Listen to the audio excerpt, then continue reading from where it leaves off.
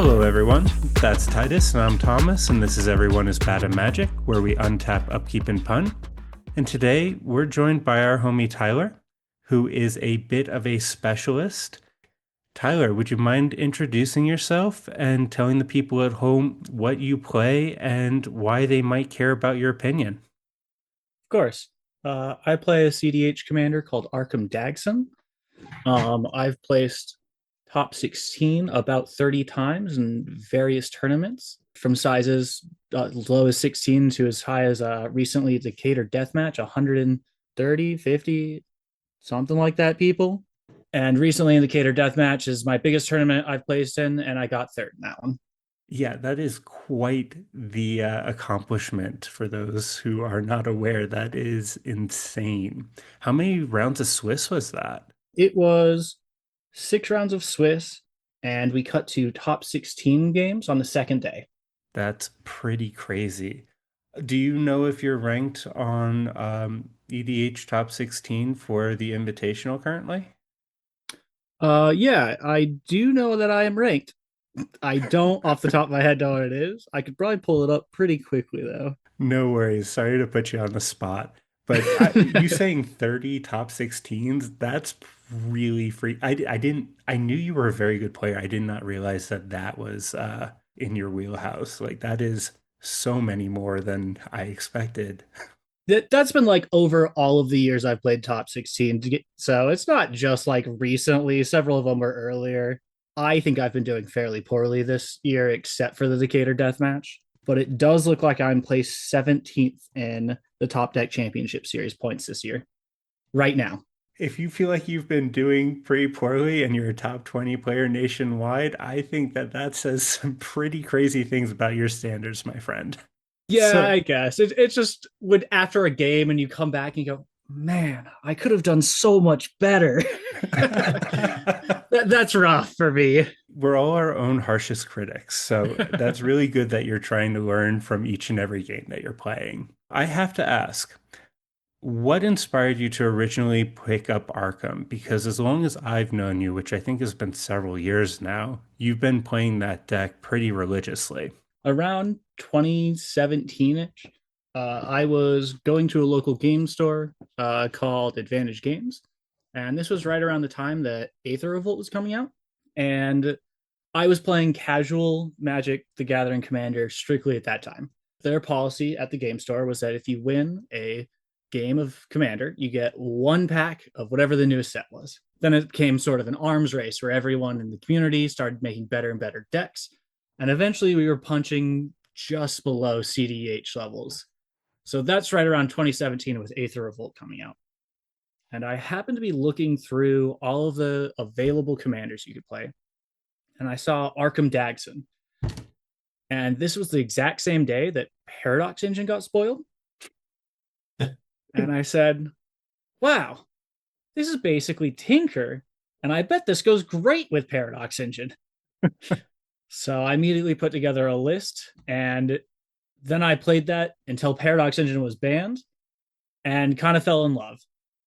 Arkham Dagsson is just such a fun toolboxy commander that it never feels like, as long as my commander's out, that I'm fully out of the game. I can always jump through hoops and just slide just a little bit just through that goalpost.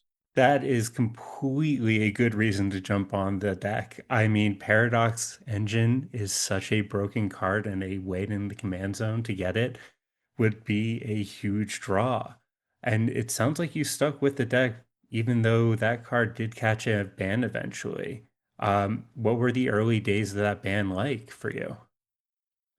Yeah, so before it got the ban, Arkham Daxon was the turboist of turbo decks. It was literally a two Arkham Daxon activation. You win the game deck, which is pretty insane. And then immediately after that, there was a lot of retooling. I don't remember exactly what the first build was after Paradox Engine got banned, but things quickly shifted over to hard stacks. There's a card called Possessed Portal, and this is an 8 drop artifact, which almost no one plays because it's bad 99% of the time, which is a lot of the cards in Arkham. Possessed Portal says that if a player were to draw a card, don't. And at the beginning of every single instep, each player discards a card or sacrifices a permanent. So the idea was is that in response to either someone's wheel or windfall, you would go and get possessed portal.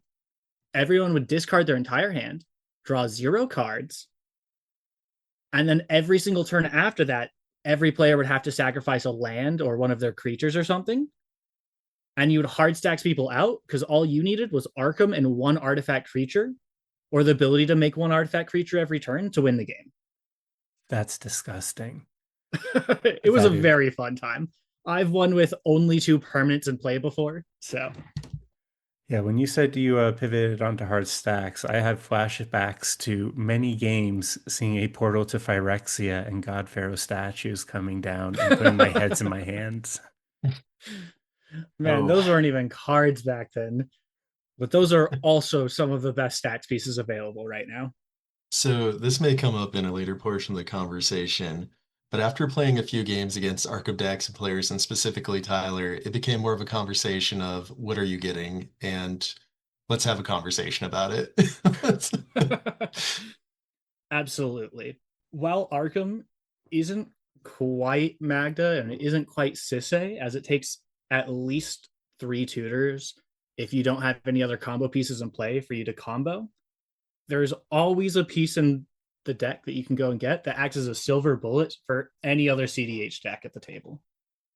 And usually it's going to be a silver bullet for one or multiple of the decks. That is a very good take for a stack stack. And I'm sure that it is still a stack stack in its current form. Looking through your list, you said something that stuck with me. I'm sure you probably don't remember this, but about a year ago, before we shifted into the turbo meta, you said that any deck should be able to win by turn 3, and that you had set this deck up so that it had a turn 2 win available to it and a turn 3 win consistently. Is that still the case, or do you remember the build around that time that had that ability? I don't remember exactly saying that, but I do remember the ideology I had, and I'm still trying to follow the same idea with this deck list right now. The format's a little too fast to not consistently put a win attempt on the stack by turn 3. Because if you're not doing that, or at the very least not being stopping every other win attempt, then you just aren't going to realistically win the game, in my opinion. So the point of how I've set up this deck is that you're going to hard mulligan to have an early Arcum on turns 1, 2, or 3, 3 being the absolute latest. And then you want to have an Arcum activation every turn that you can, basically. While we can win as early as turn 2, it's likely that we are going to go and get a stacks piece most of the time to delay everyone else winning. Because, as Titus said, the conversation when you activate Arcum is mostly, well, what are you about to get? Rather than just, yeah, that's fine. I am sure that the Denver meta has been preyed upon by you pretty heavily over the last few years, and that is a conversation that has to happen every time. Have you found that since you started traveling to tournaments out of state, that you've been able to get away with more? It certainly depends. A lot of Magic players who are just very good at the game recognize that Arkham basically reads the same as Tinker. There are some obvious differences, like I cannot go and get artifact creatures with Arkham Dagssom, but being able to go and get any non-creature lets me go and get insane things like Portals of Phyrexia or God Pharaoh statue or whatever piece happens to stop their combo, like a Grafdigger's Cage when they're trying to Underworld Breach or something. So the players who I consider the top of their game consistently recognize that and will force the conversation to happen. Whereas if you aren't necessarily thinking about it consciously and how good of a card it might be, then you might miss that fact. And then I can go and get whatever I want. So, in the year 2026, why should people choose to play Arkham Dagsson?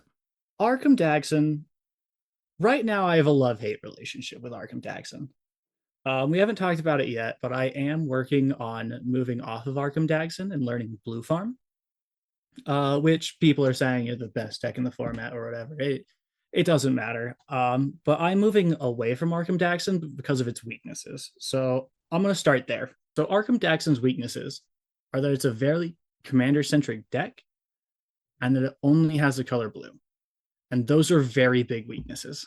With only the color blue, Arcum Dagsson is very limited in the efficiency and number of two card combos that it can produce. For the most part, the combos in the decks are actually really three card combos or more, just because those are what we can fetch using only Arcum, so only non creature artifacts. And every two card combo in the deck isn't fully fetchable with Arcum. And because of that, and because Arcum is partially a stacks deck, part of the interaction package is based around having an Arcum activation available. So if Arcum is consistently killed over and over again, when a tag across the table from me goes for a win attempt, I just might not have the interaction I need in order to stop them consistently. Okay. Those are reasonable points. That said, if you have to only be in one color in CDH, feels like blue is the good color to be in. I agree. I think blue is one of the best colors to be stuck in. Arcum does get counter spells. It gets all of the free ones, forces, packs, everything else, and it gets Ristic Study, Fish, as well as being an artifact centric deck. There is a ton of artifact synergy that you get just by running a lot of artifact creatures and non creatures that work extremely well together.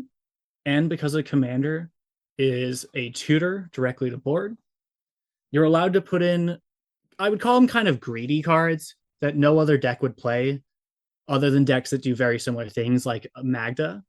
Like, I would never expect to see a Portal to Phyrexia in any other game except for a Magda game or an Arcum Dagsson game. And that is part of the reason why I like Arcum Dagsson and why I've played it for so long. I did mention earlier, but Arcum Dagsson, if I have my commander out and an artifact creature, I never feel fully out of the game. I should be able to stop you as long as you don't have multiple pieces of interaction to go on top of me. And most decks don't have good creature interaction.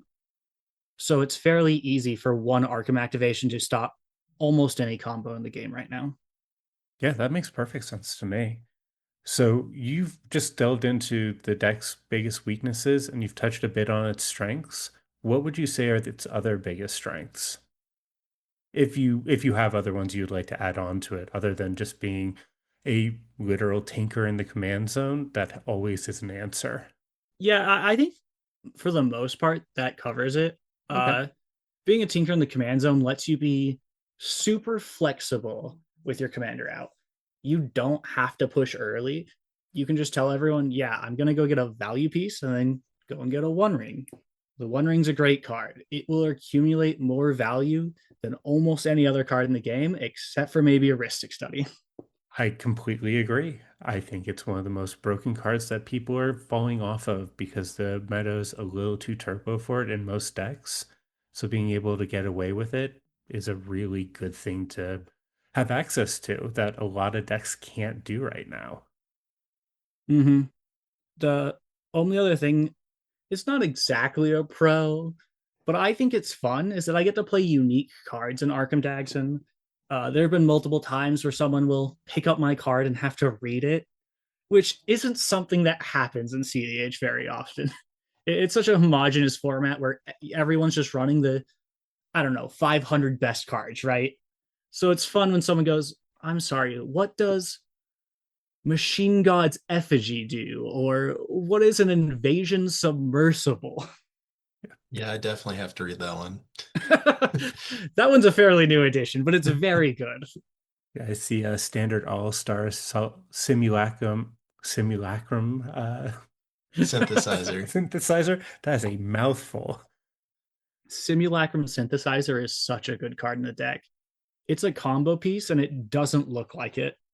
So, in terms of playing Arkham Daxson, where do you think that the best, at least the best matches are, or the ones that you had the most success playing within or against?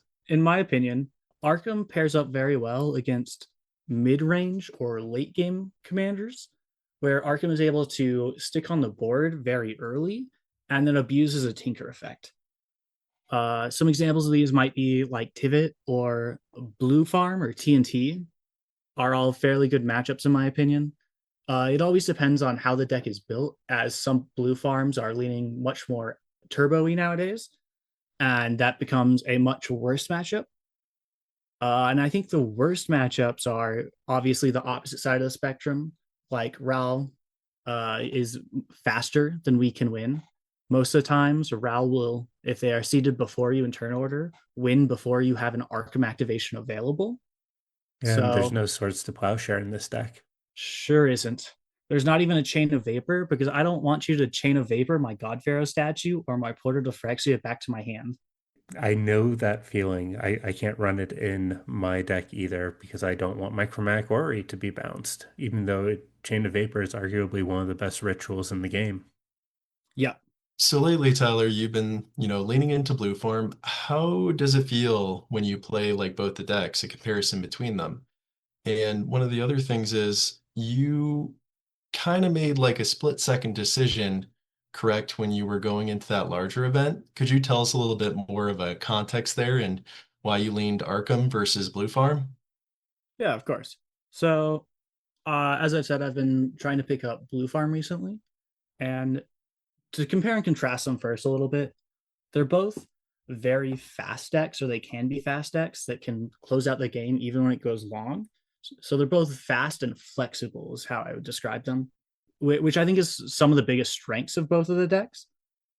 But Blue Farm doesn't get shut out as easily because it's not so commander focused.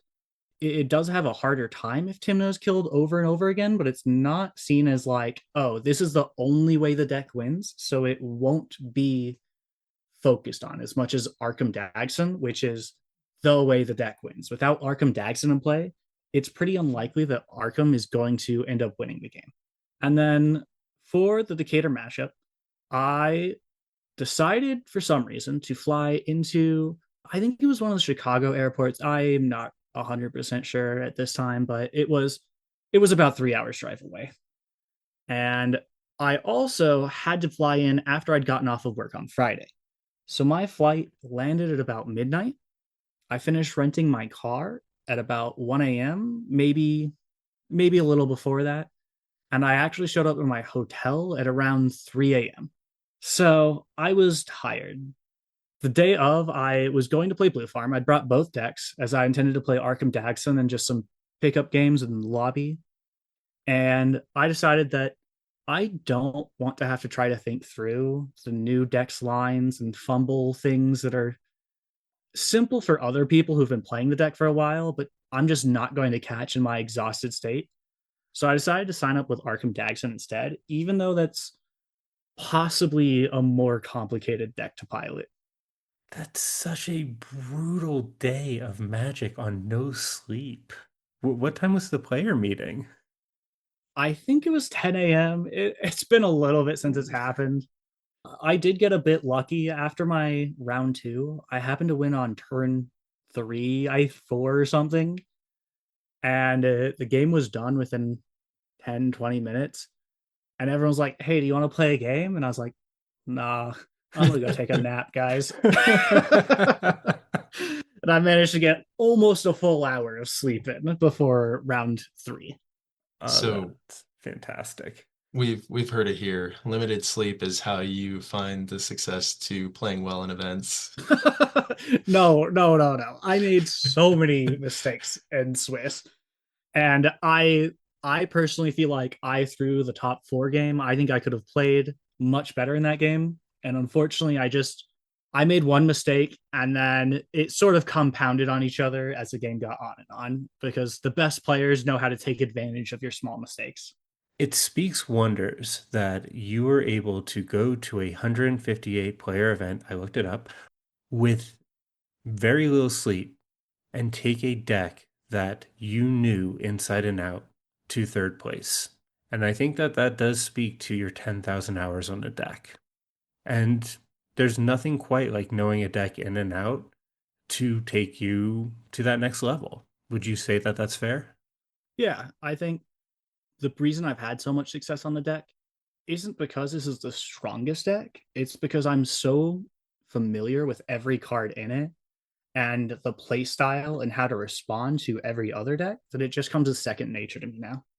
We've talked a little bit about why the deck's good, why it might not be the best deck in the format, and why people should kind of play it. Would you mind kind of walking us through some of the lines in the deck? Sure. Um, so a lot of the lines are going to start with Arcum and an artifact. So if you have Arcum Dagsson out and any artifact creature and an untapper, you can present a win at instant speed. So for this example, I'll just use Arcum Dagsson, Combat Courier, and a Fatal Alchemist. Okay, can I slow you down for just a moment? Yeah. I know that you run a decent number of artifact creatures. Is there any rhyme or reason behind the artifact creatures that you've chosen to put in this deck? Like, are there specific ones that are better than others that really informed those choices? Yes. Um, Artifact creatures that are cheap and have either a mana ability or that have a an additional ability that gives me some sort of advantage, as well as just being a body in play that I can sack to Arkham, are chosen. As well as there is one artifact creature that untaps and one artifact creature that makes more artifact creatures when it dies. Other than that, it is just the cheapest artifact creatures that either make mana, give me flash, or untap things, or have an ability that is important to the deck, like Spellskite or Tomb Trawler, which is part of our win con. Okay, that makes perfect sense. So they're either going to be defensive, combo pieces, or enablers to get you Arkham faster. Yes. Excellent. Cool. So back to the easiest combo line, which is Arkham, an artifact creature, another creature of any type, and a way to untap Arkham. This starts with an Arkham activation available. You will Arkham activate, sacrificing the artifact creature, and you'll go and get Encroaching Mycosynth. Encroaching Mycosynth is one of those weird artifact cards that no one's ever heard of before. It says that non-land permanents you control are artifacts in addition to their other types. And the same is true for permanent spells you control and non-land permanent cards you own that aren't on the battlefield. So the reason we're getting this is because we are on the enchantment Mind Over Matter. And our main combo line is Mind Over Matter plus the One Ring. Mind Over Matter says choose and discard a card, tap or untap target artifact, creature, or land. And the One Ring says tap, put a burden counter on it, draw a card for each burden counter on the One Ring. So, Absolutely. Tameshi Tech as well. yes. So in the combo, after we get Encroaching Mycosynth, we will have Arkham and one other creature, plus our way to untap. We'll untap Arkham Dagsson. We will then use Arkham on whatever our other creature is. It doesn't matter if our other creature is a non-artifact creature normally, because Encroaching Mycosynth makes it an artifact creature, so we can make a Fatal Alchemist into our sacrifice fodder. We then go and get the previously mentioned Mind Over Matter. We discard one card to untap Arkham Dagsson once Mind Over Matter is in play. And then we tap him one final time, choosing to sacrifice himself, since he is an artifact creature now, to go and get the One Ring. And this starts our combo of the Mind Over Matter One Ring loop. This lets us draw basically every card in our deck, as well as it untaps lands and artifacts for the mana we need in order to win the game after that. And what's the finishing move once you've drawn your deck? Yeah, so that's the complicated part. I've tried to make the deck have only cards I think are useful 100% of the time, regardless of situation. And because of that, the way to kill people is very limited. So, how I'm killing opponents is with Fairy Mastermind, Tomb Trawler, and Mind Over Matter after I have infinite mana. So there are several ways to make infinite mana. The easiest one is with Filigree Sages. The easiest one is with Filigree Sages and an artifact called Chromatic Ori. Chromatic is a 7-drop artifact that taps for 5 mana, all colorless, but it says you may spend mana as if it were any color. With 5 colorless and filigree sages, you can make 5 mana, spend 3 of it to untap Chromatic, and then create 5 more, going up 2 mana every time you untap Chromatic. Then with Fairy Mastermind and Tomb Trawler out, as well as Mind Over Matter or just casting your instants, you can activate Fairy Mastermind to force each player to draw a card. And then you keep doing that until everyone draws out, and you make sure you don't draw out by using Tomb Trawler's ability to put target card from your graveyard on the bottom of your library. And Mind Over Matter lets you discard cards, so you don't even need instants. You can just discard lands straight out of your hand and then put them right on the bottom of your library. That is sick. I love that. No bad cards. I don't know if I'd go that far. In the context of the deck. Yes. There are a couple of alternative win cons if, for example, you have to pitch Fairy Mastermind to a force or something. Mecha Godzilla Battle Fortress, or probably more commonly known as Hangerback Walker, is an artifact creature that when it dies, it creates X 1/1s, where X is equal to the number of counters that are on it when it dies. So again, this is an infinite mana outlet. You have to create infinite mana, cast Hangerback Walker for X equals a lot. It doesn't really matter. Then you have to use Crashing Drawbridge, which gives all of your creatures haste until end of turn. As well as if Crashing Drawbridge needs haste, you might have to put in 1,000-Year Elixir, which gives creatures with activated abilities haste, in order to make it so that all of your Thopters can attack. Why Hangerback Walk over something like Walking Ballista?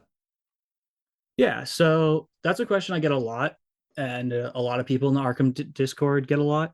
I personally don't like Walking Ballista because Walking Ballista, most of the time in the deck, is either a 2-drop artifact creature that does nothing and just gets sacrificed to Arcum, or it's a 4 mana or more artifact creature that's used as a removal spell for an opponent's creature.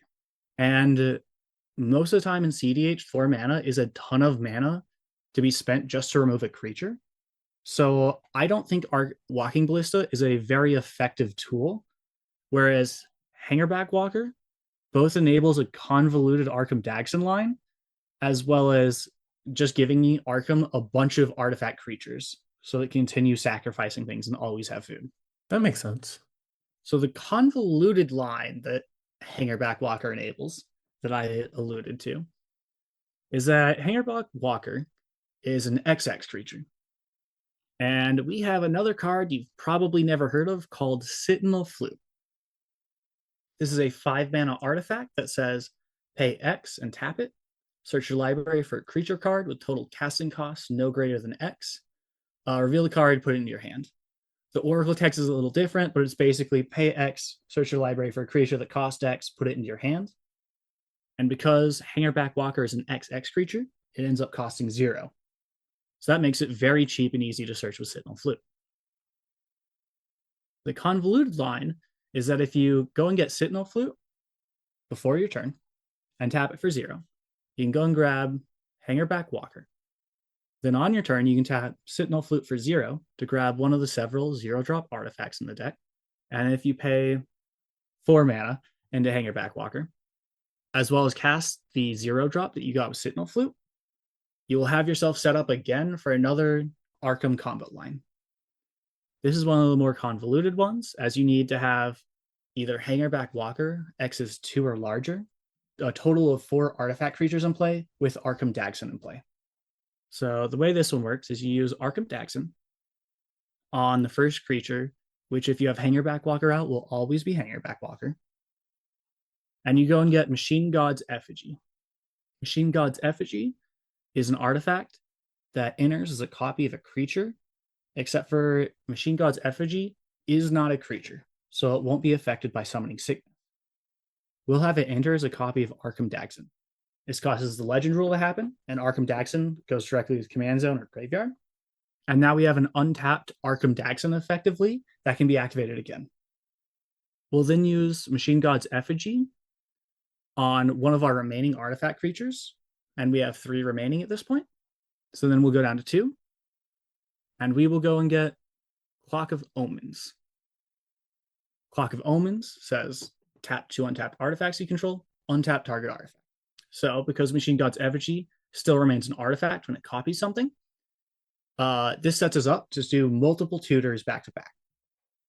If we tap Clock of Omens and one of our remaining artifact creatures to untap Machine God's Effigy, we can go and get another artifact tutor. And with this one, we go and get Simulacrum Synthesizer.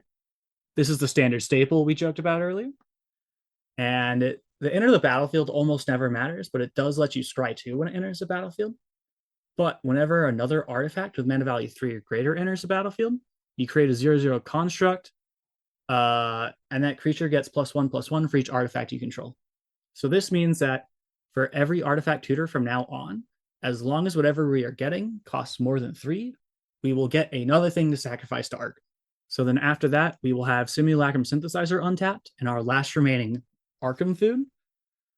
We'll tap both of those to untap Arcum, Machine God's Effigy. We'll use Machine God's Effigy on the last remaining food. And then we will just go and get anything that costs more than 3. This works because if we get, say, a God Pharaoh statue, it will trigger Simulacrum Synthesizer when it enters. We will get a new untapped construct. We'll tap the construct and whatever we just got to untap Machine God's Effigy. And then we can sacrifice the construct that we just created to go and get a new thing that costs more than 3. And we repeat this to get every single thing that costs more than 3 mana out of our deck. And there are several infinite mana and infinite draw combos in the deck that all have artifacts that only cost 3. Sorry. Yeah, I realized this was a 12-step The combo. encroaching microsynth makes everything in your library a artifact, correct? Yes. So that's usually the step after we've assembled Simulacrum Synthesizer, an artifact version of Arcum, and Clock of Omens, is that we go and grab Encroaching Mycosynth to make everything we can get into an artifact, and then we'll grab Mind Over Matter and then the One Ring. I think that might be the single most complicated CDH line I've ever run into. It gets close with some of the Anala lines. Yeah. Those are also like 12-step processes. I guess Gitrog might be up there too, but did you figure this one out, or was this a combined Discord effort? This was a community work. The Encroaching Mycosynth and Mind Over Matter tech was stuff I was originally working on, but Sentinel Flute was a card I'd originally written off until someone else in the Discord had pointed out that Hanger Backwalker works extremely well with it. And I don't remember if it was them or someone else pointed out that you could do this line as long as you have Machine God's Effigy and the equivalent of 4 artifact creatures in play. That is very cool, if not mind-bending. I see why you wouldn't recommend this to somebody who's just trying to pick up a deck for the first time in CDH. Yes. This is a deck about knowing every card in your deck, what you can fetch at any time, and how that's going to set you up, as well as what cards in your deck are going to set your opponents behind. Tyler, you mentioned that Encroaching Mycosynth and Mind Over Matter was tech that you were working on. Do you have any pet cards that are kind of unique to your list? Yeah. A lot of Arcum decks have sort of homogenized to something very similar to my list. I'd say most lists are different between, some of them are different between like 1 to 2 cards, and some are as different as, I don't know, 10 to 20 cards. Those are lists that I don't necessarily agree with, but I do think that you can be successful with almost any Arcum list just because of how flexible and powerful the commander is. But my pet card that I'm testing right now is Mindslaver. It's an incredibly powerful effect. It's a 6-mana legendary artifact that says pay 4 mana, tap, and sacrifice Mindslaver. You control target player's next turn. And you have a bunch of untappers. Yes. And you make a ton of mana. Yes. I can't normally copy Mindslaver's effect since you have to sacrifice it although there is Peter Parker's camera on the deck. So my dream is one day while I'm testing it to steal everyone's turn by sacrificing it and targeting one player, Peter Parker's camera the effect to another player, and then using something like Clock of Omens or Voltaic Key to untap Peter Parker's camera to control the last player. At which point I would kind of expect them to scoop to me. Because that's kind of ridiculous if you get 3 turns back to back to back. I mean, How, that is a dream. Like at the very least, that would be a story worth telling. how do you typically utilize the Mindslaver? Yeah, so Mindslaver is a card I'm currently testing, and that I think has been performing less well than I would have liked, unfortunately. But it's a card that I'm testing because some decks like No Bad Cards Cannon or extremely late game, mid range, or late game focused blue farm can assemble 20, 30, 40 cards in their hand because of 1 to 2 Ristic studies that they have in field. And it's not extremely likely for me to combo through all of their interaction. So instead of comboing through their interaction, I am trying to take control of their turn and win with their combo. So it's kind of like a less telegraphed Emrakul. Yes. I don't know how often you goldfish or if you goldfish this deck anymore, but if you were to be running test hands, what would you be looking for? Yeah. I used to goldfish this deck a lot. And the test hands that I'm looking for is something that either casts Arcum on turn 1 or turn 2. And if somehow I can't cast Arcum turn 1 or 2, if I'm able to cast Arcum with haste on turn 3, that's also generally acceptable. So ways to do that in this deck are fairly limited, unfortunately. I'm running Grim Monolith, as well as Mox Diamond and Mox Opal, Lotus Petal, all the other fast mana. But you're really looking for a Mana Vault or an Ancient Tomb or one of the Moxes that you can turn on right away, and a 2 mana artifact creature that makes mana. So it's safe to say you're looking for a Jeweled Lotus or Mana Crypt unbanned. Yes, Jeweled Lotus Unbanned would be great for the deck. Do you think that you would lean a little bit more towards Arkham if we saw those unbanned as well as a Paradox engine? I would be upset if Paradox Engine got unbanned. That card was not fair and should not be unbanned. Fair enough. But if Jeweled Lotus and or Crypt got unbanned, I would certainly test Arkham again for a bit. Those would significantly help Arkham get off the ground faster and more consistently. Not that it isn't fairly consistent being able to have Arkham on turn 3 anyways right now, but I am mulliganing fairly aggressively. There were many games in the Swiss that I went down to 3 or 4 cards in hand, but those 3 or 4 cards guaranteed or almost guaranteed that I would be able to have Arkham on that turn 3 with an activation available.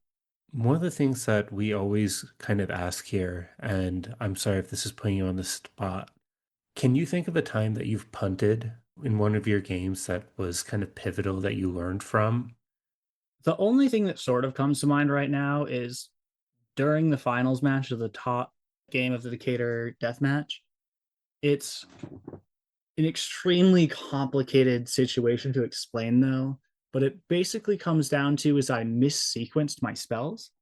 I was extremely tired and I hadn't fully thought through my line before I started activating Arkham or putting spells on the stack that needed to be countered.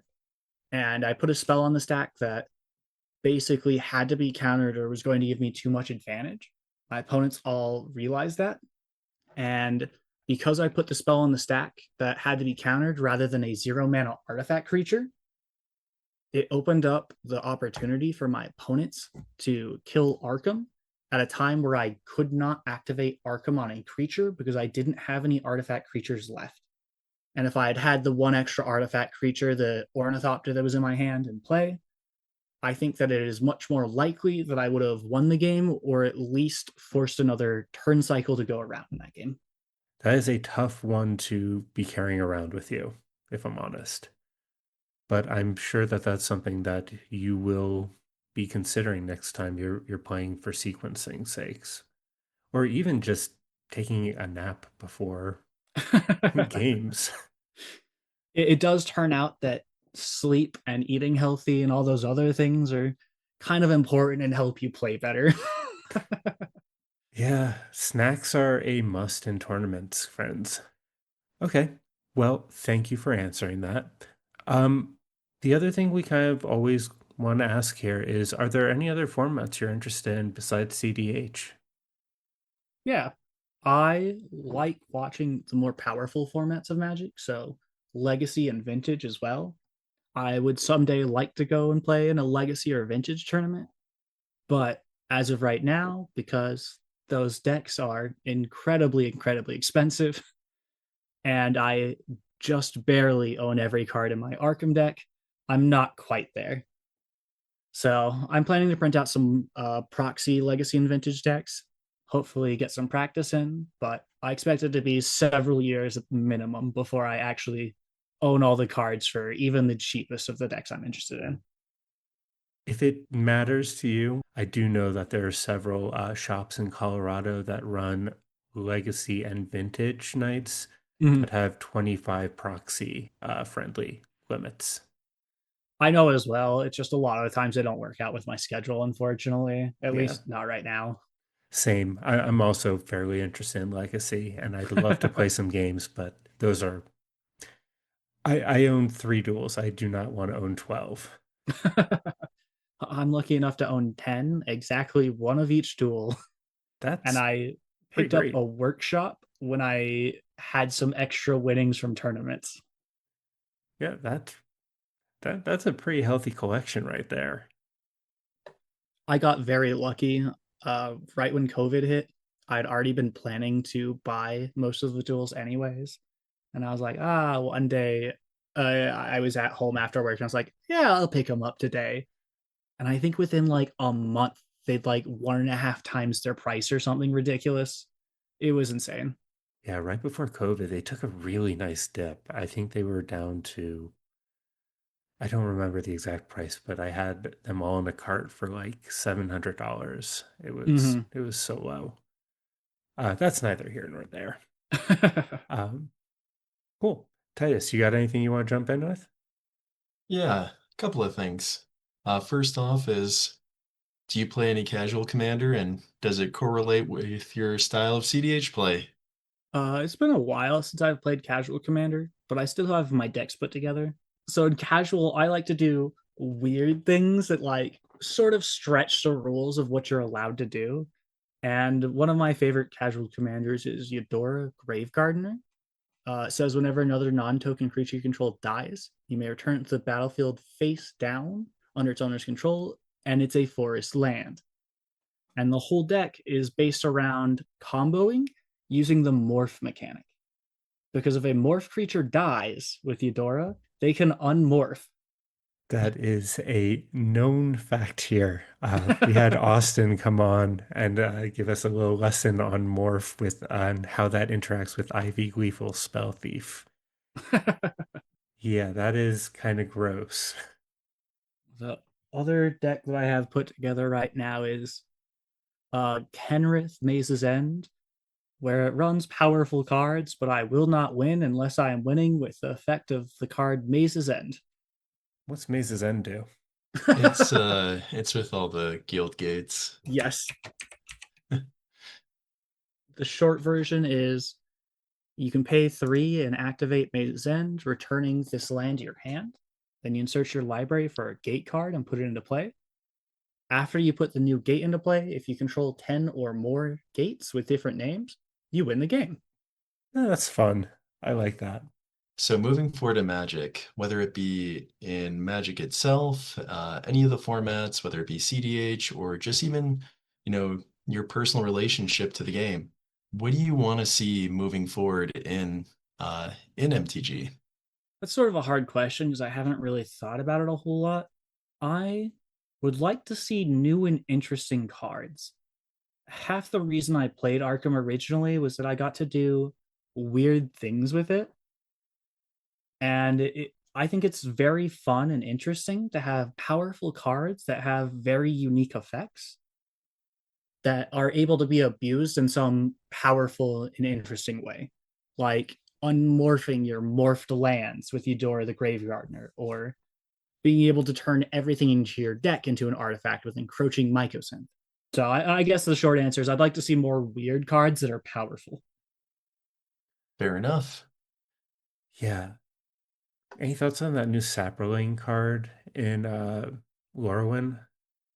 Oh, Uh, I'm gonna need more details on that. I I might know. not. I think I have it on my desk. Hold on. Sapling Nursery.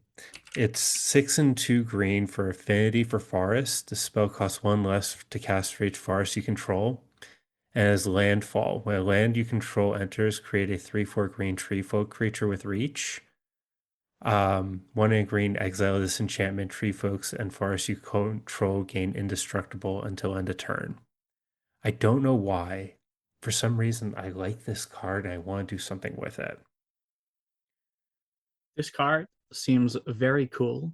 The fact that it has affinity for forests is really neat and not something they put on cards very often. Yeah. As well as the effect, I think is powerful enough, both of them, to see CDH play if it consistently costs like 2 mana to cast. I just don't think it's very often that it would cost 2 or 3 mana to cast this card, or at least it's very, very difficult for that to happen. Oh, yeah. I don't think this is CD. Oh, I'd probably eat my words because there's some landfall deck that will use this and destroy me with it someday. But I see this as high casual. But yes, it seems like a very fun casual deck. We're getting towards the end of our time, Tyler.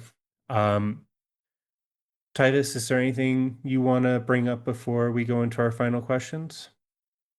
Yeah, how have you been feeling playing Blue Farm lately? It seems like, as we've played with you prior, but you've gone through a few different decks, and why are you settling more so on Blue Farm maybe compared to like Rogthras or Kinnan? Yeah, I have been liking Blue Farm and that it's a powerful and flexible deck, as well as that it has so many options available to it that it never feels like you're out of the game or stuck with a single line that you are forced to go for. But I don't think it quite fits my playstyle, or at least the way that I have it built right now, which is very close to Jason's list, which is turbo focused. I prefer a more control-y playstyle. So I've been thinking about putting together Kennen No Bad cards and playing that, as it feels like it's more a deck about not losing until you can find your 2 combo cards. And I think that would fit my playstyle much better. I'm currently doing a 50 game run with it to test it out and see how I am doing with it. And I will tell you the deck feels very, very clean. Um, I'd be happy to talk shop with you after this on it if you'd like. But I think the uh, addition of flash photography as well as the transmute cards that people have added have been super, super good for the deck. ugliest card in the game, and it is beyond broken. I used it to get 3 fairy masterminds the last game I played, and it drew me like 15 cards. It was disgusting. Last question I had for you, Tyler, was what goals do you have in Magic this year? It seems like you've been doing extremely well. Is there anything that you have set out for yourself that you're trying to achieve? I'd like to go to the mid-season invitational as well as the end of year invitational for top deck. It's not something that I've like set in stone. I'm not going to at the end of the invitational spend every week like flying to a new state to be able to get there if that's what it takes. I'm just going to play my locals and play to the big tournaments that I can do it. And if I have enough points, that's great. And if not, I'll get there eventually or I won't. Awesome. Well, Tyler, if you would like to take a moment to plug anything, now is the time. Platform's yours.